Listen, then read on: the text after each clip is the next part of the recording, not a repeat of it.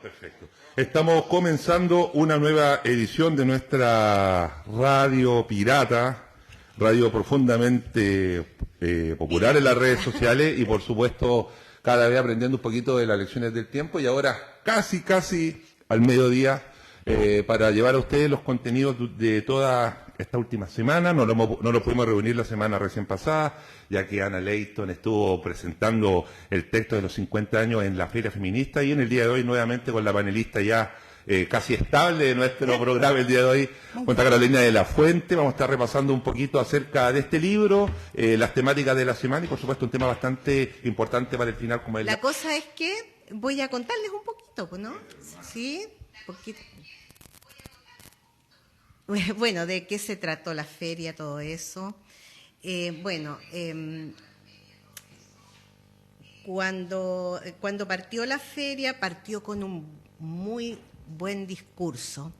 Yo no llegué al discurso, ¿no es cierto?, de inicio, no llegué a la inauguración por esas cosas de los buses, por esas cosas de los horarios, por esas cosas de vivir en este lugar, por aquí entre medio de las serras y cerros. Entonces, no pude llegar, pero después lo escuché el discurso de Paula Ceballos. Tremendo discurso, muy a la altura de lo que significó ya esta feria, esta cuarta feria, porque, oye, Carolina, ¿te acuerdas que estuvimos en la primera? Sí. Y yo reclamaba el espacio para el Chuapa, sin saber siquiera tiempos de pandemia. De pandemia, y cuando después nos damos cuenta que habían unas invitadas tremendas ahí, y estábamos nosotras del Chuapa. Sí. Presentando Tus Santas y Guachas, y también una muchacha corre despavorida. Sí. Anduvimos por ferias también, ¿no es cierto?, en tiempos de pandemia, y las chiquillas partieron en esos tiempos. Y bueno, después de la inauguración y de este discurso, ¿no es cierto?, Estela Díaz Barín presente, y después Estela Díaz Barín, siempre presente, 2 presentaciones dedicadas a Estela Díaz Barín, y terminó, ¿no es cierto?, esa mañana con la presentación del libro Con Saro, del poeta Paulo Zampari, y, ¿no es cierto?, presentó este libro Cristian Cruz, un poeta de la Concagua que por aquí ha andado también, y ahora estaba muy involucrado con la feria, muy bien portado, Cristian. Deconstruido, sí. Y reconstruido. E infiltrado. Deconstruido, reconstruido e infiltrado. Además, así es que un saludo para Cristian, porque vamos a enviarle después, ¿no es cierto?, el link para que pueda escucharnos. Y bueno, el poeta Paulo Zampari, que presentaba este libro, Gonzalo, Paulo Zampari realmente es una revelación de deconstrucción del lenguaje. Francamente, yo me quedo repitiendo para poder hacer un comentario respecto de lo que él hace, ¿ya? Y no he tenido la posibilidad de leer este último libro, así es que ya veremos cuando leamos el libro qué podemos decir, ¿no? Esta cuarta feria feminista se hizo en función de los conceptos de memoria y territorio.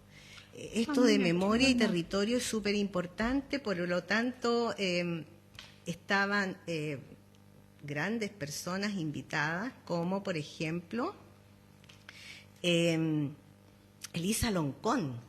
Fue tremendo escucharla, verla, ¿ya? Una persona que transmite algo muy importante, porque en sí misma ella representa algo poderoso, algo muy luminoso y poderoso. Nos presentó su libro en Mapudungún y resulta que íbamos leyendo nosotros en una pantalla lo que significaba. En ese momento yo estaba conversando con una políglota, en serio, estaba en el stand conmigo, una amiga, Clo, y resulta que me decía que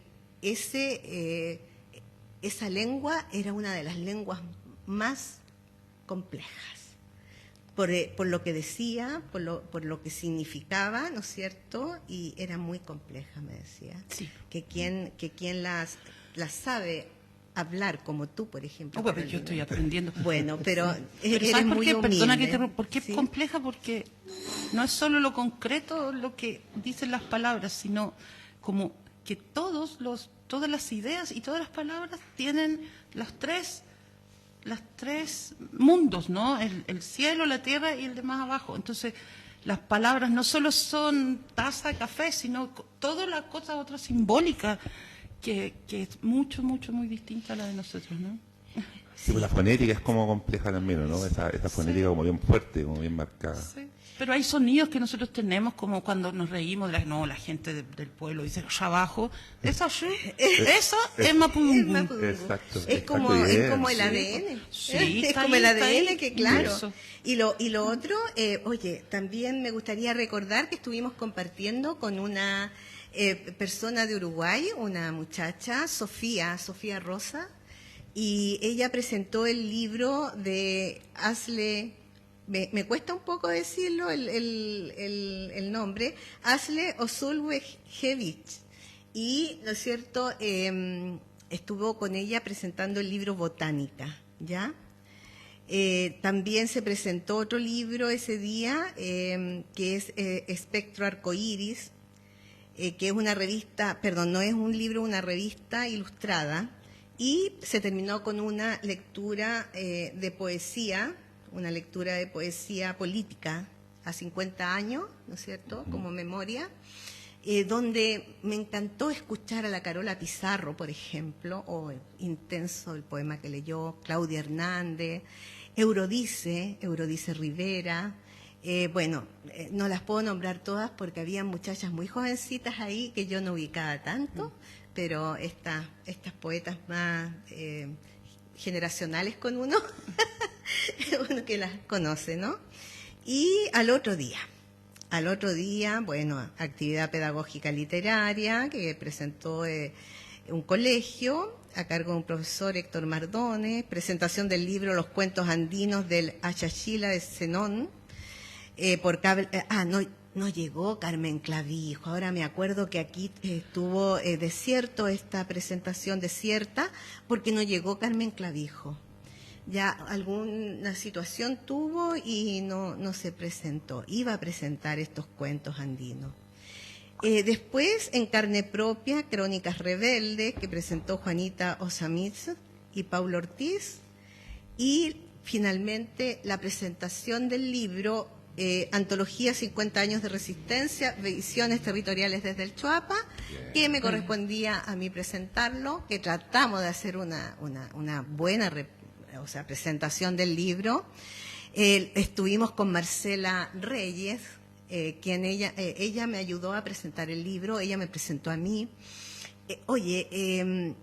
Fue también bien significativo, a pesar del sol que había, estaba la gente sin protección, entonces empezó la gente a desplazar hacia los puestos, claro, hacia la sombra. Entonces el auditorium no era de frente, sino que estaba, ¿no es cierto?, colateral. Yeah. Claro. Oye, y llegaron un grupo de mujeres que para mí tuvo tanto significado, eran como 10 mujeres que llegaron como de una red de derechos humanos, me explicaron después que habían ido, llegaron personas increíbles y después se acercaron al stand porque querían adquirir el libro. Personas como de representaciones así, ya que seguramente por el nombre y por lo intenso que se está viviendo en este momento en relación a los 50 años, estas personas, ¿no es cierto?, se vieron por una cosa como motivadas por el libro que se estaba presentando. Y en la tarde se presentó Claude Domínguez presentó a Sofía Rosa, la muchacha uruguaya que estoy diciendo que está haciendo un doctorado acá en Chile y que, ¿no es cierto?, se comprometió con la fe, o sea, con algunas personas de la feria en relación a una radio que también tienen, parecida a la nuestra, pero que sale igual, pues esta sale para todas partes. Y, ¿no es cierto?, ella estuvo conversando con poetas, ¿no es cierto? Y presentó su libro Reversaglio Nigredo. Explicó ella de qué se trataba este título, ¿no es cierto?, que para uno es como extraño, ¿no? Bueno, no me voy a extender. Después se presentaron muchas mujeres con el libro Memoria Feminista de Atacama entre 1973 y 2022. Finalmente, Roxana Miranda Rupailaf. O sea, exacto. Estuvimos con Roxana. Para mí fue una experiencia muy significativa conocerla. Ella trae una voz muy profunda y dolorosa desde su pueblo, desde el Gualmapu, ¿no? Uh-huh. Y Chauracahuín. Y bueno, estuvimos compartiendo mucho con Roxana y ella llevó el libro Tregua Co. ¿Ya? Marcela Reyes también presentó a Roxana Miranda Rupailaf. Y bueno, finalmente terminamos con se terminó la feria con una cantante lírica donde se presentaron poemas musicalizados de Gabriela Mistral, pero maravilloso, con una voz muy profunda, emocionante, sí. Y bueno, y todo lo que significó encontrarse con gente, no sé, despedirse cada día de la feria. Qué bien. Y también hubo trabajo con los niños, con niños y niñas y niñes. Había un sector donde habían una actividad por parte, ¿no es cierto?, de personas que trabajan con infancias. Y también se presentaron títeres. De hecho, quedó como ícono de la feria una mujer así, titerizada, pero se llama? Sí. Con las piernas cruzadas, como en posición yoga, ¿cierto? Y muy bonita. Bueno, todo eso puedo contar. Me vine con una energía inmensa, contenta, fascinada, amistada con todas las personas que estuvimos y no sé, con un montón de expectativas, con ganas de levantar un encuentro, un congreso, que vengan acá las chiquillas y vengan, ¿no es cierto?, con sus libros y podamos instalar acá una venta también de libros. Y total, tenemos espacio, tenemos un antejardín, tenemos una calle, tenemos espacio para hacer las presentaciones, tenemos de todo. Lo único que vamos a tratar de hacer una red solidaria para la cosa de los alojamientos, ya, de los alojamientos y bueno, invitar y tratar muy bien a nuestras invitadas e invitados. Sí. Así es que vamos a ver si podemos este año o si no, bueno, a principios del otro. Será todo posible. Oye, Ana, ¿y esto quién lo producía? ¿Quién entregaba los recursos? ¿O era netamente autogestionado? ¿O había una presencia del Consejo de la Cultura, del Consejo de la Cultura Regional? Sí, esto fue un fondar. Creo que las niñas postularon a un fondar porque porque son una organización autogestionada, pues, se puede, para poder levantar algo así, no se puede. Mira, yo fui, pero tremendamente bien atendida, o sea, las niñas súper conscientes, buena onda, nada de andar después, oye, que los pasajes, no, nada, o sea, sumamente, ¿cuánto se llama? Ellas precisas en relación a todo lo que tenía que ver con los dineros, porque yo no tuve ningún problema, además estaba en un espacio muy cómoda, un hotel donde ellas contrataron los servicios, pero estábamos muy bien.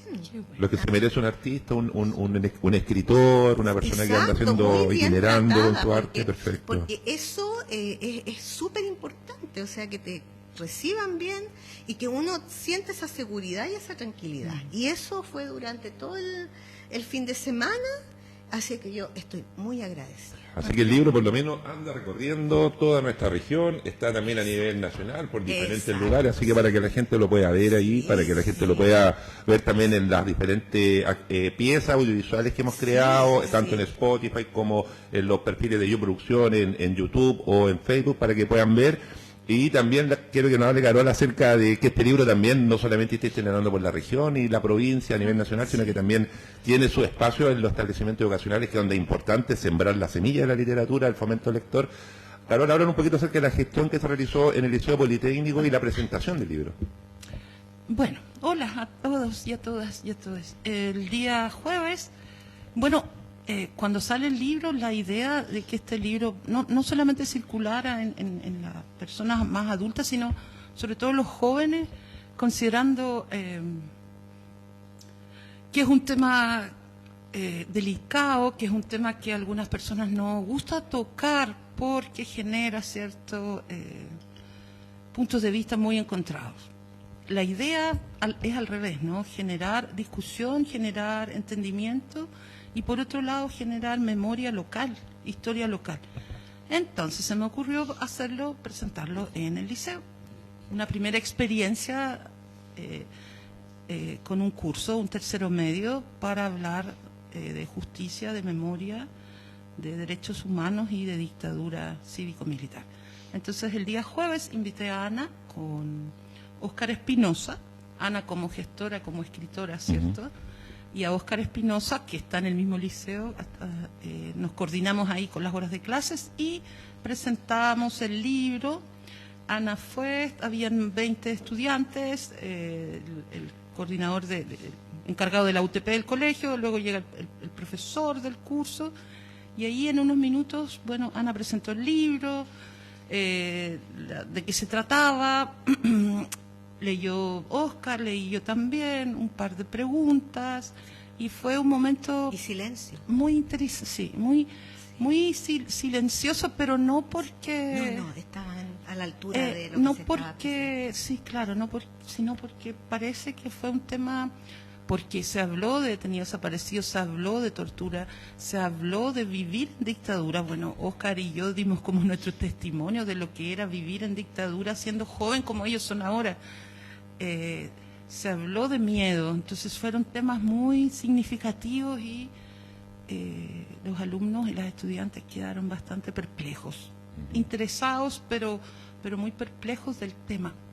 Y fundamentalmente, como se lo trajimos a lo local, yo creo que por eso se generó esto también de esta perplejidad o este sentimiento, porque no era una historia vista en la televisión o en la radio o en las redes, era lo que pasó aquí. ¿Cuáles son nuestros detenidos desaparecidos? ¿Quiénes fueron muertos? ¿Quiénes fueron perseguidos? ¿Qué es la caravana de la muerte? Aquí, no en otros lugares. Yo Los creo nombres que también. los nombres, ¿no? Existieron Tal estos vez nombres. ellos vivan en la calle Minerva Cortés o Lazo, ¿cierto? Esas son cosas que hacen que este proceso, esta etapa de la historia que está retratada en ese libro, sea más significativa para ellos. Yo creo que ahí es lo que causó esto que tú me decías, una perplejidad, porque Sí. es real, es aquí, lo siento, mi familia lo puede haber vivido, no es una historia escuchada, es aquí. Y eso en el presente y en el ahora les dio este significado tan personal también. Yo vi rostro, ojitos abiertos, así como impactado, como esto ocurrió. O sea, entonces ahí uno se da cuenta la importancia que tiene el testimonio, porque se han cortado las redes generacionales en torno a la historia. En muchos lugares, como inclusive pienso que acá en Illapel hay generaciones que necesitan saber las cosas, ¿cierto? Oye, me gustaría pasar al próximo tema ¿Cuál que sería? tenemos, que es tu tema, Carolina, pero quiero leer para entrar a este Ya. tema, quiero leer un poema de Roxana Miranda Rupailaf, Muéstrala de este libro hacia allá para que la gente lo pueda ver. Trehuaco, de este libro Trehuaco, que se presentó en la feria de la Red Feminista del Libro, ¿ya?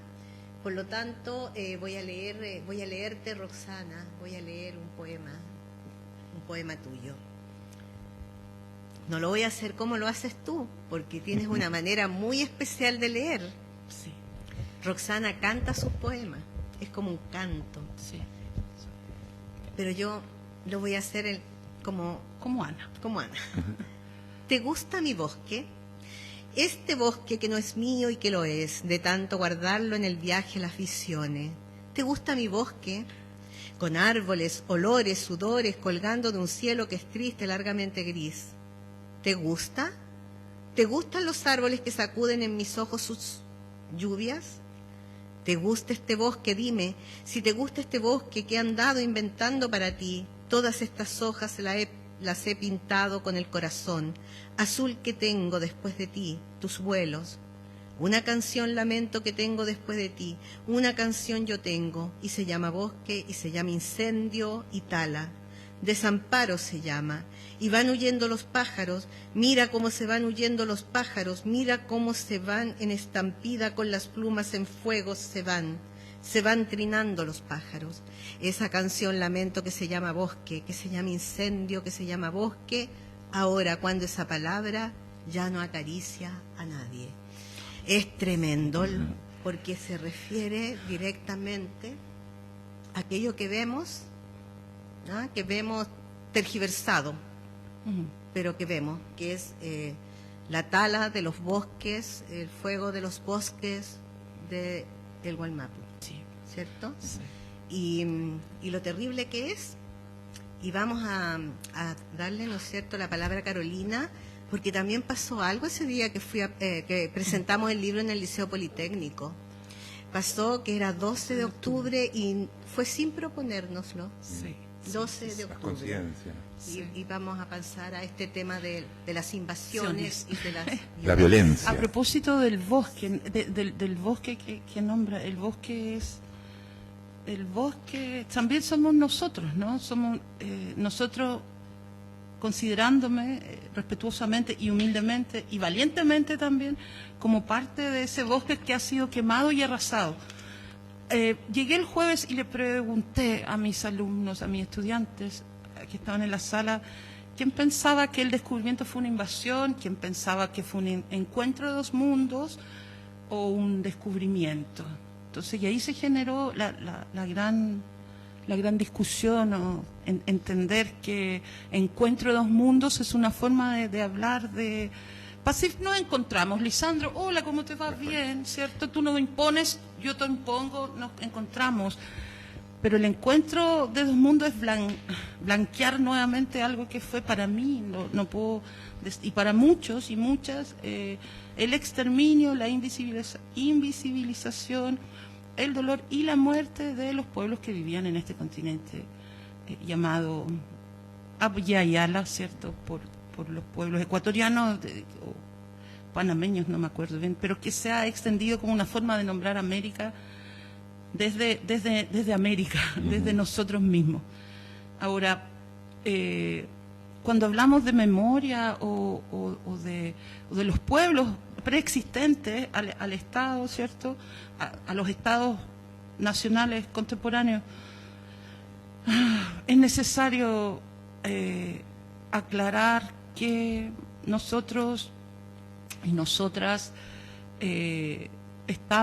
existimos, y en que incluso a los que nos ven y nos escuchan, hay ciertas cosas que están en nuestra memoria, en nuestra forma de pensar, en nuestros sueños, en nuestras sensaciones y en nuestro inconsciente que vienen desde allí, ¿no?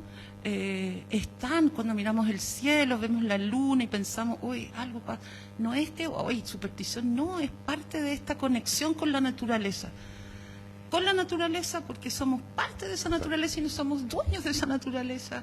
Y este mundo, y este mundo actual, globalizado, neoliberal, occidental, no sé qué más decirle, nos ha hecho pensar desde la ciencia, ¿cierto?, que somos los dueños y que vamos a poder gobernarla, y entendemos muchos que no es así. Entonces puedes quemar el bosque, pueden incendiarlo, pero el bosque va a volver a nacer, va a volver, porque eso está sucediendo hoy día. El bosque está naciendo de nuevo, de otra forma tal vez, pero están haciendo, yo quiero pensar que es así también, puede ser mi visión un poco utópica, pero yo creo que sí que están haciendo, y cuando los niños y las niñas se reconocen, bueno, yo soy parte de esto, esta es parte de mi herencia, cambia la visión del hacer, ¿no? Ahora, desde los pueblos, ahora desde arriba, no, bueno, se trata de aplastarnos nomás. Hoy día pensaba en la mañana esto, decirle a la Araucanía o al sur de Chile, macrozona sur es un término absolutamente militar. No somos una macrozona, somos un lugar, somos un territorio. No es la región, la cuarta región, la quinta tampoco, son nombres, ¿no? Y cuando tú le vas quitando ese nombre, te vas alejando de su identidad. Los llamo entonces a todos y todas los que nos escuchan a hablar con los nombres de los territorios y no esa jerga, ¿cierto?, militarizada, que no va con lo que somos en realidad, que nos quieren hacer creer que es así. Una amiga me contaba el fin de semana que estaba en una feria con un amigo que producía cerveza artesanal en Victoria y que iba caminando y de repente se encontró una tanqueta, me dice por teléfono. Yo nunca vi tanqueta aquí en medio del pasto, del bosque, una tanqueta. Me decía que no hay cosa más violenta que eso, que encontrarse eso en medio de tu caminata cerca de Victoria, camino a tu stand de vender cerveza. Esa es la realidad que están viviendo ellos. Pero existe esta otra que es la que está despertando y es la que se está gestando, ¿no? Que tiene que ver con el respeto con el medio ambiente. Hoy son tantas cosas que quisiera decir. La única forma de parar esta destrucción masiva es volcarse a los pueblos y ver cómo ellos han tratado o cómo nos hemos comunicado con nuestra naturaleza, entendiéndola como que si ella se enferma, nos enfermamos todos. Eso es fundamental. Todos nos enfermamos. Si el río se enferma, si el valle se enferma, si los cerros se enferman, nos vamos a enfermar. Estamos enfermos porque somos un todo, ¿no? Y eso han querido que no lo veamos en función de la producción y de la extracción y de la riqueza y del progreso, que son palabras instaladas desde el occidente europeo postindustrial. Uh-huh. Mira, cuando hoy día en la mañana llegamos a instalar todo esto para armar el programa, hablamos con la Ana acerca de un documental que le envié para ver nomás, para explicar un poquito, contrastar nuestras historias particulares de Chile, de repente verse el ombligo, nuestra historia local, sirve mucho, pero también contrastarla con la historia de Latinoamérica. Sí. Y esta semana, el 12 de octubre, ver cómo se exterminaron cerca de 70 millones de personas que vivían acá, a través de una justificación que era religiosa y económica. Pero ver a través del tiempo que estas justificaciones no han declinado con los años, o sea, a mayor evolución el nivel de violencia es mayor. Pero en esa patita existen los medios de comunicación, la prensa escrita, la televisión, los escritores, algunos que escriben la versión formal de los hechos, y también nace esta semilla que no muere a través de la historia social, que te va contando una historia. Y contrastamos con la historia de México, que es muy parecida a la de Chile, donde tú ves México y tú ves la cultura mexicana, y tú al conocerla de esa manera y no conocerla de manera profunda a través de sus escritores, sus poetas o sus pintores, las personas que han hecho cultura ahí, tú te dices, ¡oh, qué bonito el pueblo mexicano, qué resiliente el pueblo mexicano, cómo defiende su cultura! Pero el pueblo mexicano tiene una historia descarnada con el poder y la violencia. Antes del 11 de septiembre de 1973, hubo un 11 de septiembre de 1971. Exacto. O sea, el pueblo de México tuvo un 11 de septiembre también, pero en 1971. Sí, y yo, más que nada contrastando eso, veía que en los años 60, en el año 68, en todo el mundo se está viviendo una revolución intelectual, social, viendo como los socialismos reales se están imponiendo en el mundo. Y en México también ver que existió una revolución de estudiantes y que en el año 68 el gobierno actuó con cosas que le va a parecer muy parecido a los chilenos. Cuando quieren demonizar algo, terrorismo. Y en una gran marcha o en una gran junta que hicieron todos los estudiantes en la plaza de Tlatelolco en México, se juntaron muchos y como no podían meter al ejército, Díaz Ordaz, el presidente en esa época en México, metieron un grupo de extremistas, de extrema derecha, que era muy parecido al grupo de los halconazos, que eran grupos como denominados, hechos por la extrema derecha para implantar el miedo, y a los chicos se les masacró. Hasta el día de hoy no se saben cuánto murieron, cuánta gente murió, si es realidad o un mito, qué pasó con los dirigentes estudiantiles que fueron tratados como terroristas y fueron exterminados. Entonces, yo a través de su análisis, viendo, leyendo, escuchando, veo que la violencia está más presente que nunca en nuestro planeta, en el Gualmapu, intervenido militarmente, y ya no por un asunto de excepción, sino que de todos los días, como tú dices, voy a mi trabajo y me encuentro una tanqueta. Somos cerca de 8 mil millones de personas, vamos a llegar a ser los habitantes del planeta Tierra, y solamente un 14% de la población, o sea, menos de 1.000 millones, viven en democracias plenas. Eso es complejo. Para todo, también la democracia ha sido un gran estandarte, de toda la sociedad occidental moderna, pero actualmente, en estos últimos años, post pandemia, hemos visto que se está cuestionando, como tú dices, Carolina, se está cuestionando el modelo, se está cuestionando qué pasó con nuestra verdadera historia y con el rol de los escritores, con el rol de los poetas, que ustedes son las personas que de repente ven esto en perspectiva, como el otro me hablan de la poeta Blanco, de eso de ver desde afuera hacia adentro y de adentro hacia afuera, y ese es el ejercicio que de repente nos falta a nosotros. Y no sorprenderlo por el nivel de violencia que estamos viviendo actualmente en este 12 de octubre, una y fiesta nosotros semana. En nuestro territorio también vivimos violencia, es una violencia silenciosa. La violencia medioambiental, o sea, de cómo la atacan las grandes mineras, como el poder y las lucas corrompen, lo que hablamos también recién, a todas las conciencias, y eso también es profundamente violento. Entonces, una pregunta que podríamos plantear: ¿qué podemos hacer contra la violencia? ¿Cómo la podemos tratar desde el mundo de la cultura? ¿Cómo los artistas que tienen una sensibilidad distinta como usted, cómo la viven también? Y cómo también, por lo menos existen los medios de comunicación masivos, pero como estos medios de comunicación independientes sirven también para correr el velo, por lo menos, y que si no se está viendo una persona, dos personas, tres personas, esas semillas de repente van a ser muchas más semillas, y que tenemos que crear otra manera de pensar, otra manera de ver. No poner al ser humano como en la cúspide de la pirámide, como tú dices, y como lo planteó el modelo económico, y las religiones, que también en la semana investigando, son cerca de 2.300, 2.400 religiones, cerca de 30.000 dioses. Entonces, como dice Nietzsche cuando mató a Dios, en su libro de que Dios no existe, ese es el problema, de que Dios necesita del ser humano, pero el ser humano no necesita de Dios. Entonces, como la religión también, la economía, nos ha llevado a secarnos, a separarnos, y a utilizarlos como un número nomás. Entonces, ¿cómo lo sienten ustedes? Ana tenía ahí hablaba de cómo a tratar de la poesía, lo han visto desde la novela, y tú también, pues, para hablar. Sí. Aparece en sus textos. Sabes que el lenguaje es súper importante en todo, es muy importante. Entiéndase el lenguaje todo lo que nos rodea, todo lo que nos habla, lo visual, lo kinésico, lo proxémico inclusive, así como estamos nosotros acá, estamos hablando desde una forma que si estuviéramos, ¿no es cierto?, de otra manera dispuestos, todo habla, todos los colores hablan, lo icónico, lo kinésico, etcétera, y también lo verbal, por supuesto. Y entendiendo las cosas desde ese punto de vista, creo que hay que construir a través de un lenguaje. Yo sé que demora, por ahí hay en los años 80 en dictadura,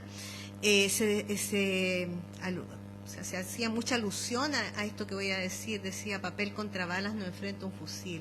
Es una canción, ¿no? Creo, me parece que de Ángel Parra, papel contra balas, no es de Ángel Parra, es de otro compositor, pero y poeta, pero se decía mucho eso: papel contra balas no enfrenta un fusil, claro, porque ellos, ¿no es cierto?, nos controlan a través de armas diferente.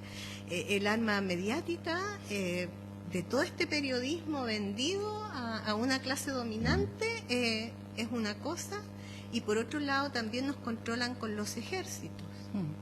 No siempre nos están diciendo que están ahí, los uniformes, las botas de caña alta, ahí están, así como están ahora, ¿no es cierto?, en el sur de Chile.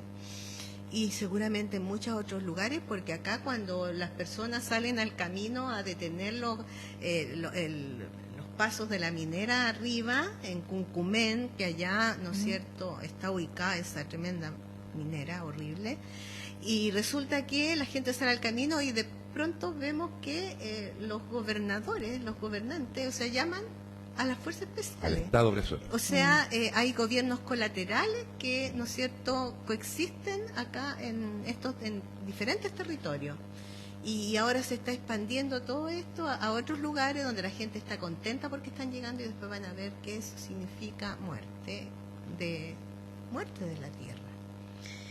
Pero, ¿sabes qué? Te escuché, Carola. Carola, ella Ella tiene un sonido maravilloso, incorporado en ella un aprendizaje maravilloso en lengua mapudungún. Sí, un poquito. Yo te escuché. Sí. Te escuché. Pero Sí. quiero leer algo, pero Sí. pero Sí, que es de por un favor. libro se lo recomiendo también a todos y todas. Se llama Wenu Mapu. Es un libro que habla del cielo y cómo ve el cielo el mundo mapuche.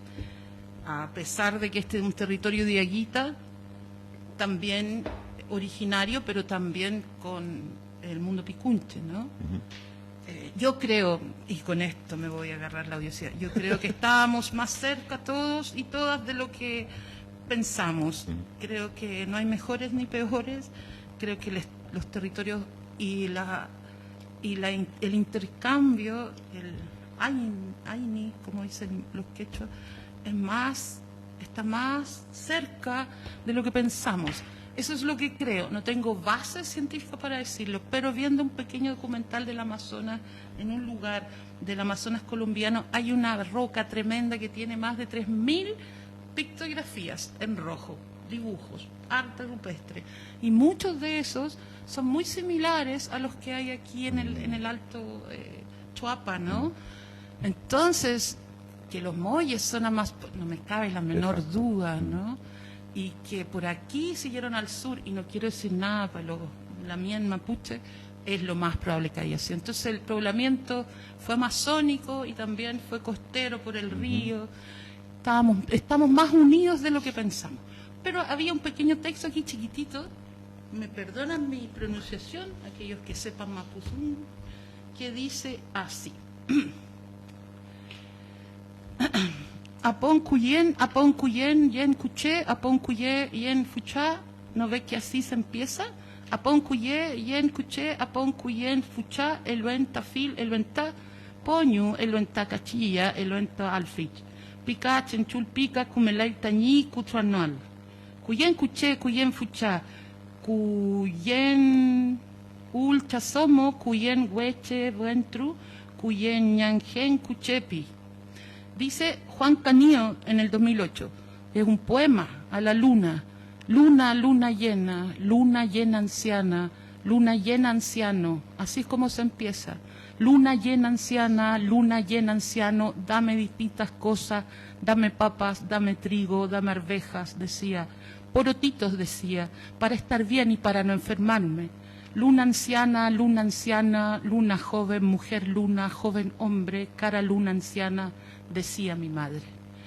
Es un texto sacado de esto que tiene que ver de astronomía, pero que tiene que ver con la forma también, y que de ahí me salto a Roxana Miranda, y es la forma como ella escribe, como esta forma de relatar las presentaciones en el mundo de los pueblos, las presentaciones, horas de hora presentarse, porque cuando te presentas llegas a hablar hasta de los más atrás que te acuerdes, y el otro presenta también su linaje y tiene una forma de ir repitiendo, una cadencia que es mucho. Cuando Roxana lee, yo no la conozco, pero la admiro absolutamente, encuentro que es una de las grandes poetas hoy día de este país.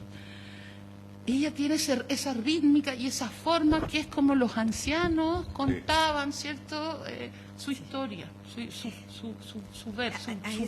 El lenguaje es tan importante por eso, porque te das cuenta, ella representa un mundo, una cultura, y lo saca desde la raíz, desde esa tonalidad, sí, inclusive, sí. Se forman su lenguaje que construye ese mundo. Entonces, solamente alguien de allá, de ese territorio, puede decirlo como ella lo dice. Lo mismo que cuando escuchamos a Elisa Loncón, ella también tiene una profunda relación con su pueblo, nunca se desentendió, nunca se desligó de su raíz, donde fue por el mundo, porque ella fue por el mundo, sí. Allá estuvo y conserva esa relación con su cultura, pero más con su lenguaje, y de una manera tan sencilla que nos lleva. Lo mismo que Roxana con su vitalidad, su energía también nos lleva. Entonces, eso es la importancia del lenguaje, es la importancia de levantar lenguajes que construyan desde los territorios. Es súper importante. Sí, mira, yo quería decir una última cosita. A propósito de México, me parece que el Carlos Fuentes hay un libro muy bonito que se llama El Naranjo, que son cuentos cortos del Carlos Fuentes. Y en uno, me parece que es ahí, bueno, pero que es un concepto que viene de antes de Octavio Paz, que le condenaron a esa cuestión por los chicos ahí el 68 y todo eso. Pero hablan de ser hijo de la chingada. Entonces, ellos los mexicanos, la intelectualidad mexicana en realidad, no sé si el pueblo tiene eso. ¿Cómo vamos a ser orgullosos si somos hijos de la chingada, la que violaron? ¿Y quién violaron? No, al continente entero. Entonces, somos hijos de los derrotados. Y nadie quiere ser hijos de los derrotados en este mundo. Hay que dar vueltas. Y hay que ser orgullosos. Sí, yo soy, pero aquí estamos de nuevo, nos vamos a levantar y nos estamos levantando. Somos no sé si en armas, si es necesario tal vez. Nos estamos levantando y estamos recuperando nuestra historia. Y cuidado, tengan temor porque vamos a recuperar nuestra historia y cuando recuperemos nuestra historia va a ser todo distinto. Va a ser distinto. Tal vez no para nosotros, para los que vienen después, pero va a ser distinto cuando seamos orgullosos de lo que somos. Y vamos a decir que somos hijos de la resistencia. Sí. Los que resistimos, quedamos los que puedan sonreír en medio de la muerte, en plena luz. Sí. Carola, ¿y por qué no lees un poema tuyo de Santa Iguacha? Bueno, voy a leer este de la lluvia, que me gusta mucho. Este es el último. Mahum se llama. Claro, entenderán los que nos escuchan y ustedes que yo soy champurria, pero si yo le digo a una ñaña o una papá y mapuche que yo me digo champurria y no me ofendo, me dice, no se diga champurria ñaña, porque para muchos ancianos ser champurria está malo. No eres un mezclado nomás, así que es peyorativo para ellos, pero para las nuevas generaciones no, porque nos reconocemos champurria, tenga el apellido no, es cosa mirar mis manos chiquititas, mis palmas grandes, mis ojos chinos y todo eso. Bueno, esa soy yo, la champurria de la fuente. Mahum. ¿Sabes de quién era el rostro que vimos en la lluvia? Era el de todas las tierras reunidas en tu mirada, Mapu, húmeda de Cuscús. Agua que se desliza en esos rajos que creamos, sobre ellos nuestras pobres casas grises. En este sitio dejamos las mañanas y las puertas soleadas, olvidamos el fogón cálido y parlante. Seríamos felices, dijeron, con nueva casa, dijeron, con techo de zinc, dijeron. La huerta olvidada, las gallinas y los patos, los gansos aliados, solo en los sueños. Las hierbas santas agonizan en la sequía, eso no lo dijeron. El maqui de las quebradas no volvió a brillar, los amaneceres enviudaron de su color, nuestros labios lo buscaron en otros frutos, el maqui, tintura, brebaje, la huen desapareció, los cerros ancianos nos dieron la espalda, nada comentan, no escuchamos sus voces. ¿Qué nos queda, hermana, hermano? Solo ramalear triste como las cabras en la sequía. Se llevaron todo y nos abandonaron. Eso no lo dijeron. La raíz se fuera dando como la tierra descubierta de estos cerros. Furiosa agua que corre en desconocido cauce, aterrada desciende. Y en este invierno de nuevas lluvias, de nuevos brotes, los pájaros nos avisan, los vientos nos señalan, la tierra nos cobija, el cerro revive, reconstruye tu viejo rostro de cuarzo solar, tierra húmeda de Cuscús. A mí me gusta. A mí también me gusta. Oye, y volviendo al tema de las violencias, sabemos que en este momento, a nivel, ¿no es cierto?, ya a nivel de todo, ¿no es cierto?, están ocurriendo cosas tremendas. Bueno, hay guerras que son silenciosas y hay guerras que suenan con bombas y con destrucción terrible. ¿Sabes qué? A mí se me quedó un pensamiento, algo que dijo Jung. A mí me gusta decir, yo digo Jung. como se lee nomás, ¿cierto? Este tremendo pensador dijo algo así como que el 50% de los seres humanos nacieron para destruir al otro 50%. Me gusta mucho leerlo desde que lo descubrí en la enseñanza media, Carl Gustav Jung. Sí, Sí. bien bacán. Y yo le digo Jung porque un profesor de la universidad una vez nos dijo que había que pronunciar los nombres como eran, pero claro, a mí no me gustaría que en otro idioma me pronunciaran mal. Oye, las violencias. Es complejo el tema de la violencia, La como nos está muerte. tocando. Exacto. O sea, violencias territoriales estamos viviendo actualmente también, estas violencias que vienen desde la clase empresarial, desde el poder, desde los poderes, y que allá en la Franja de Gaza, donde se están dando ahora estas violencias, tienen que ver también con los territorios. Si bien empezaron, ¿no es cierto?, desde una ideología religiosa, pasó a ser después, ¿no es cierto?, ya cuando hay una instalación del pueblo de Israel, pasa a ser ya una ¿cuánto se llama?, guerra política, para convertirse ahora ya, ¿no es cierto?, en unas invasiones. Nosotros, o sea, lo que entendemos por la televisión nos transmite algo que tiene que ver con los poderes también, Exacto. que no tienen que ver exactamente con lo que está pasando, así como nos dicen la militarización de la macrozona sur. Entonces nosotros conceptualizamos y, ¿no es cierto?, nos quedamos con esas palabras tan, así como, tan perfectamente políticas, ¿ya? Ya, la militarización. Entonces nos imaginamos... Deshumanizar Exactamente, el conflicto. concepto se deshumaniza. Y lo mismo está pasando ahora porque la BBC transmite porque una central de noticias con un solo poder. Po. Sí, po. Y alguien paga esa noticia. Y alguien paga por esa noticia. Y sabemos que, que hay pueblos muy poderosos. Inclusive un embajador palestino tuvo que responderle a un periodista y sacarlo de la pregunta, ¿no es cierto?, de la pregunta así como formateada, ¿ya? ¿Está de acuerdo usted con Hamas? Entonces, él le dijo, no, es que ese no es el problema. Sí. No es el problema, yo soy el embajador palestino, le dijo, y resulta que lo que usted me está preguntando no tiene que ver con las respuestas que yo le puedo dar a usted.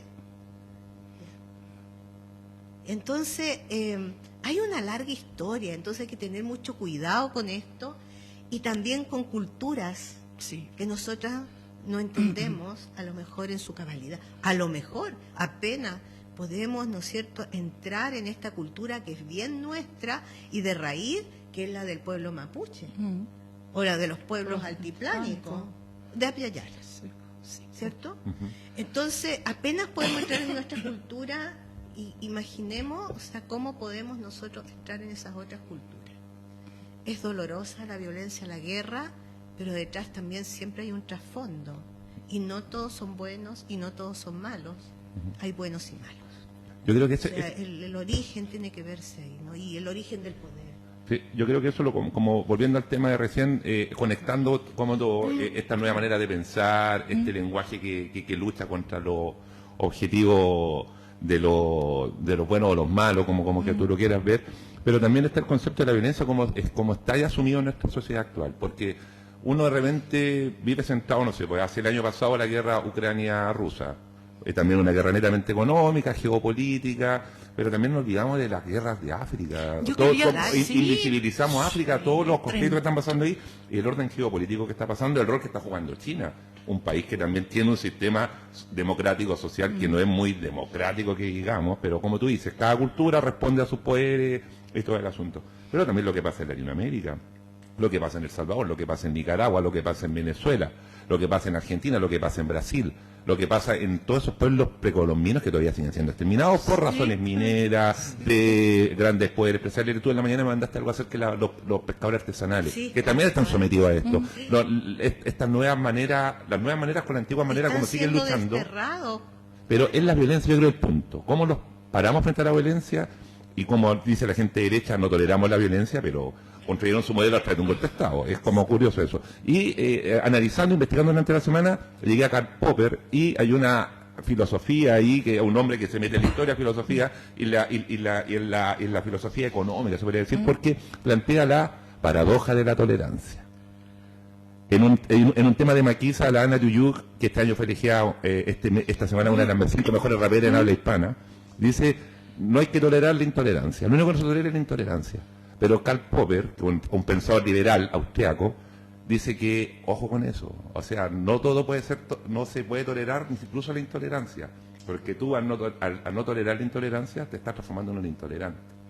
Y ahí se mete un pensador liberal también que te dice que no hay que ni siquiera tolerar la intolerancia, porque la intolerancia de repente puede llegar al poder y también tú al ser tolerante te vas a transformar en el gran responsable de, no sé, pongo un ejemplo histórico, Hitler cuando llega al poder en 1933 en Alemania, él no llegó por golpe de Estado, llegaron como una sociedad que se transformó y se volvió en su locura en esos años, y también detonan este conflicto que en el año 1948 por un asunto legal la Organización de Naciones Unidas le entrega un territorio que estaba descrito en un libro religioso, también vamos a otro tema, la religión, violencia, poder, economía. Entonces, ¿cómo nos centramos en la violencia? Yo creo que lo que está pasando en ese territorio, lo que está pasando en África, lo que pasa en nuestros pueblos, siempre los muertos los ponemos nosotros mismos, que somos los champurreados, los perdedores, los nadie.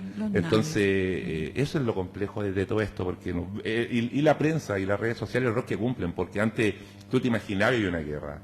Después te llegaba la Primera Guerra Mundial, la Segunda Guerra Mundial, después la Guerra del Golfo, una guerra televisada. Y estas guerras están siendo guerras mediáticas que te llegan a tu celular, con videos de decapitados. Entonces, ojo con eso, con lo que está haciendo, no sé, por los medios de prensa, como dice Ana, BBC. La BBC es el medio de o Al Jazeera, que es el otro lado también. Pero veámoslo desde una perspectiva. Si tú tienes un pequeño tutorial de redes, cuando te llega una información, tratar de catastrarla, ver de dónde viene, cuál es la fuente, y catastrarla con otros 3 medios serios que te digan lo que está pasando. En la semana pasó una vulgaridad tan grande en prensa que, según el medio de prensa israelita, Hamas había decapitado 40 bebés.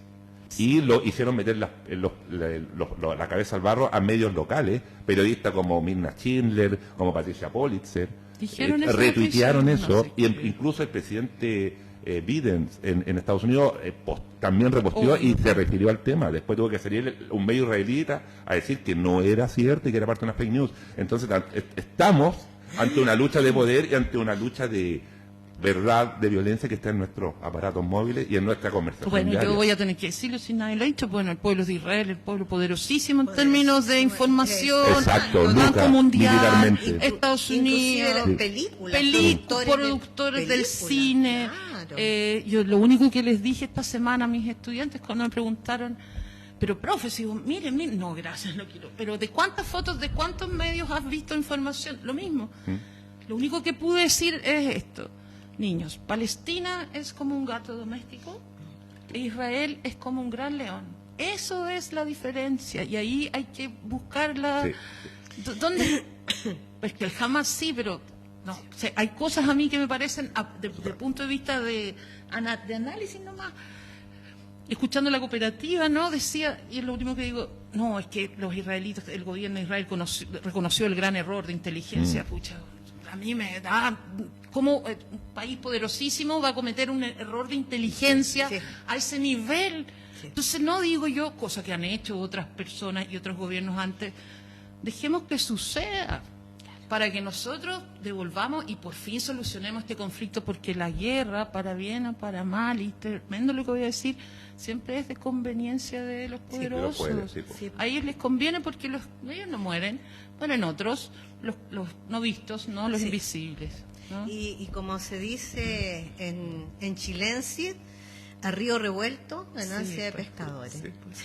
Solamente un dato, en la guerra de Ucrania con Ucrania con Rusia, al pueblo ruso, al pueblo ucraniano, cada muerto le sale alrededor de 1.000 o sea, 1.000 euros, que son, cada muerto vale alrededor de 900, 1 millón de pesos. Entonces imagínense, la cantidad de balas que se disparan no solamente van a eso. Entonces el que está vendiendo la arma, el que está vendiendo el petróleo, el que está vendiendo el armamento, el mismo pueblo de Israel que vende su Hawker, sus aviones, su inteligencia, su sistema de misil antiaéreo, todo eso. Entonces, y un pueblo palestino que realmente no tiene la posibilidad de defenderse, no tiene un ejército, se podría formar. Hamas no es el pueblo palestino, Hezbollah no es el pueblo palestino. Hay también una historia que tiene que ver desde el Imperio Otomano turco, desde la caída del Imperio Otomano. El sitio de Israel es ciertamente estratégico, confluye hacia Oriente y Europa, y por ahí está el canal de Suez también, la pasada para poder vender el petróleo de los grandes capitales tejanos, porque son capitales también de Texas, de ahí viene todo también. Entonces hay que ver, hay que revisar, hay que hacer una mirada, pero yo creo que condenar eso sí la violencia, eso sí, la muerte. Y yo aquí quiero entrar con otro poemario que es de Cristian Cruz, La aldea de Quián después de la muerte, ¿cierto? Para ir terminando. Nos quedan como 10 minutitos, sí. Sí, entonces voy a leer la contratapa y luego voy a leer un poema. El canto de Quián. No voy a decir quién es Quián. Ustedes después, ¿no es cierto?, sacarán sus conclusiones. Los ancianos de la aldea, aquellos que vi morir y que enviamos, barca abajo por el río, han brindado una cena en mi honor. Me preguntan cómo salí de las tinieblas. Les respondo con mi vaso de vino en la mano, que quisiera cantarles una canción y que en ella busquen respuesta. Luego de terminada mi canción, ellos llenaron mi copa llorando. Eso está en la contraportada. El libro La aldea de Quián después de la muerte es de Cristian Cruz, que acá hay una cita que dice: perífrasis sobre el poema La aldea de Quián del poeta chino Tu Fu. No sé cómo cuánto se llama, pronuncia, y es del 714 a 774 después de Cristo. Entonces él hace como él conversa, ¿no es cierto?, con el poema. Y voy a leer el último, porque justo, ¿no es cierto?, se da la ocasión y la situación. El averno que se hospeda en nosotros no debe nublar la canción de Quián. Tú que yaces vivo y deleitándote, que aún no formas tu pequeña aldea, y que has visto en las palabras una forma de escalera, en cuyos peldaños colocas candados en vez de llaves. Yo regreso a Quián para advertíos, para levantar los cadáveres con mis canciones, y a mis hijos para sentarlos en mis rodillas. Tu casa es una choza sin campana, y aún no construyes el estanque. Mi cadáver y el tuyo gozan de salud si cantamos, unidos en la fosa. Recojan las reducciones de Quián, la luna de Quián, y bebed los odres cantando. Mi averno fue el silencio, por eso canta, mujer que lloras en la cocina, canta esa canción que aquieta las sacudidas del corral. Traed mi túnica, mi amor por Quián y sus ancianos. Debo partir, lanzar las barcas al río. Voy a cantar entre las llamas la canción de Quián. No abandonen las cosechas ni el vino de las odres. Hermoso. En realidad es como escalofriante. Hay una visión ahí. ¿Qué somos? O sea, ¿cuál es nuestra aldea? ¿Cuál es nuestra canción de Quián? Sí. La poesía, el canto de Quián. Yo creo que tenemos que cantar. Andamos buscando, como dice, andamos buscando ese eterno retorno de la poesía. Sí, maravilloso. sí. Bueno, nos vamos despidiendo, sí. ¿no? Oiga, también como estamos aconsejando libros, durante el año 2015 me conseguí este libro, no lo devolví más. Michael Houellebecq, Su misión, habla acerca de un tema que le va a interesar a ustedes. Si lo quiere, se los presto la novela, es muy interesante.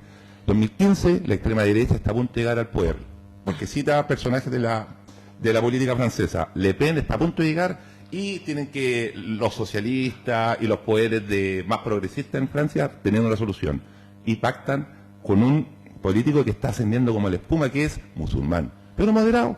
Entonces deciden irse todos con él y llevar al primer presidente musulmán francés moderado. Qué interesante. Llegan al poder y Michael Houellebecq tiene una manera bien satírica de presentar la novela, hay mucho humor, pero yo siempre ando buscando escritores muy parecidos a Bolaños, entonces él no tiene miedo en meterse en el horror y hacerlo algo entretenido, meterse en la morbosidad y sacarlo entretenido de la morbosidad. Entonces se plantea, este es un profesor universitario, trabaja en la Sorbona, se llama Michael, también igual que el autor, se llama francés, como francés. Entonces él empieza a cuestionar que él no es católico, no quiere mucho la Sorbona, está a punto de terminar su carrera universitaria y ha hecho toda su carrera universitaria en relación a un poeta de mediana categoría. Entonces no ha hecho nada, él por él. Entonces empieza a ver que la Sorbona se llena de un rector a la manera chilena, un rector musulmán, va a visitar al rector musulmán a su casa, el rector musulmán tiene 3, 4 esposas, una esposa de 15 años, dice, una esposa para que esté en la casa. Entonces, este autor nos plantea un problema que está presente en el día de hoy, el problema de la violencia, el problema de los intercambios culturales, que es lo que hace la sociedad francesa, que es siempre defensora de todos los derechos sociales, para qué hablar acerca de la revolución francesa, y que de un momento a otro, por un asunto político, económico, geopolítico, cambia y Francia se transforma en una sociedad musulmana, pero moderada, pero que se empiezan a usar las burkas, se empiezan a usar. Ya, por lo menos, él se establece hace 8 años atrás una problemática que es actual en Francia. Todos vimos los movimientos que pasaron durante este año, las marchas, las movilizaciones, y un problema súper cierto. Así que, su misión para la gente que lo pueda ver, un autor francés, ahí Ana, para que lo puedan ver, para que lo va a compartir con Carona, para que lo puedan ver, una novela súper práctica, súper rápida de leer y satírica. Y como digo, de repente la novela, la poesía, el lenguaje puede ser una manera súper buena para buscar tus soluciones, y el humor como una herramienta también de expansión del conocimiento y la conversación. Nos gusta mucho este espacio que generamos durante la mañana, hablamos, los pseudo bauteamos, al final rearmamos la pauta, pero es interesante. Oye, Lisandro, podríamos, ¿no es cierto?, invitar a las personas que los que quieran pongan venir. Comentarios, entonces Exacto. nosotros después, al próximo programa, podemos interactuar también de Exacto. mejor manera. Sí. Carola. Me despido. te Sí, despides. muchas gracias a ustedes por invitarme y a los que están escuchando y viendo mis divergentes comentarios. Pido disculpas, me voy de un lado a otro, pero no quiero irme sin comentar un libro que vi que Lisandra habías publicado de Maturana. Sí, Emoción y lenguaje en educación y política. Sí, que lo leí hace mucho tiempo, lo tenía, de hecho lo presté también. Y ahí me quedó claro solamente una cosa, que para hacer fin de la violencia, Maturana dijo que él fue criado por su madre, tuvo una enfermedad, estudió gratis, y cuando él se recibió sabía que le debía al Estado porque el Estado había hecho esas cosas por él y él debía devolverle a Chile, ¿cierto?, lo que hizo por él. Pero cuando nuestro país ahora no hace nada por muchos, obviamente esos niños, esos jóvenes van a vivir y están viviendo la violencia, y van a tratar no van a tratar, sino van a continuar y van a hacer que nuestro país sea cada vez más violento, porque nosotros somos y hemos sido violentos con ellos. Entonces, lo único que para mí, pues, citando Maturana también, respeto al otro como legítimo otro. Y eso es difícil porque a veces el otro significa cosas que uno considera tremendas o que no está de acuerdo, pero es necesario ese respeto al otro como legítimo. Lo digo asumiendo que existen los dictadores y los torturadores, ahí está el conflicto para mí, pero yo creo que sí se puede el respeto al otro como legítimo otro, porque eso en el fondo es el amor. Eso, muchas gracias. Sí, y para los que vivimos en Chile antes de 1973, y yo recuerdo que la intolerancia, ya sabemos de qué lado partió, Sí. pero había gente que interactuaba mucho con ideas distintas y no por eso querían matar al otro. Exacto. Pero después, ¿no es cierto?, surgió este grupo de gente que todavía es un poder en Chile, que, ¿no es cierto?, quiso matar a los otros. Ahí está. Sí. quiso matar a los otros. Y el pensar en el otro. Sí. Ese es el punto. Empatizar. Sí, Y ya que hablaste de Maturana, de Humberto Maturana, hay un concepto que él incorpora a la autopoiesis, que es irse construyendo, ¿no es cierto?, uno mismo, irse construyendo día a día. Y eso es lo que tenemos que hacer, porque las nuevas generaciones nos están exigiendo también que nos construyamos día a día. Oye, y para terminar, yo me voy a despedir con un saludo solidario a la radio Casa de Piedra de La Serena, que hablando, ¿no es cierto?, de cuánto se llama, de estas cosas que nos ocurren a gran escala y también a pequeña escala, fueron despojados precisamente de Casa de Piedra. Tenían su radio allá, José Vega con varias otras personas, o sea, lo nombro a él porque es de mi generación y lo conozco, y fueron despojados ya y tuvieron que partir a una casa para levantar ahí, ¿no es cierto?, su radio, una radio comunitaria, que se llama Casa de Piedra porque estaba allá, pero llegó una corporación a Casa de Piedra. Y ya sabemos, corporaciones que ni siquiera están operando en el lugar mismo, sino que a veces, ¿no es cierto?, están recibiendo las líneas de funcionamiento desde otros lugares. Ya el problema de costo. Entonces yo quiero hacer un saludo, solidarizar, Lisandro, porque son radios un poco como esta. Exacto. ¿Ya? Y adelante y sigámonos construyendo y seguimos y somos resistentes y vamos a seguir siempre, que nos quede un poco de voz, vamos a seguir cantando este canto, ¿no es cierto?, de Qiang, del que nos habla acá Cristian Cruz.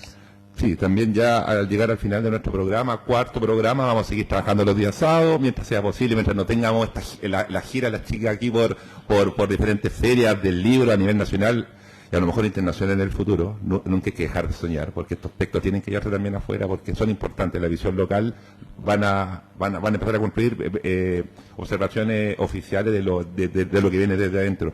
Empezamos hablando de deconstrucción, hablamos de Maturana, ahora hay que hablar de Derrida para hablar de ese concepto, a nuevos problemas, nuevas soluciones, y por supuesto, para hablar del otro, la otra edad que está muy de moda, la filosofía del otro, Levinas, para que puedan leer, hay unos textos bastante interesantes, hay uno que se centra en la cara, cómo empezar a mirar al otro desde la cara, con respeto, y ahí eso es lo centro, Levinas, para que lo puedan buscar en redes sociales, todo está completamente gratuito, y hablamos sobre el documental de Molotov que se llama Gimme the Power, para que lo puedan ver, también está en YouTube, completamente gratuito para que la gente pueda ver. Así que muchas gracias, chicas, por el día de hoy. Yo creo que vamos a tener que empezar a hacer un programa exclusivamente para hablar de libros.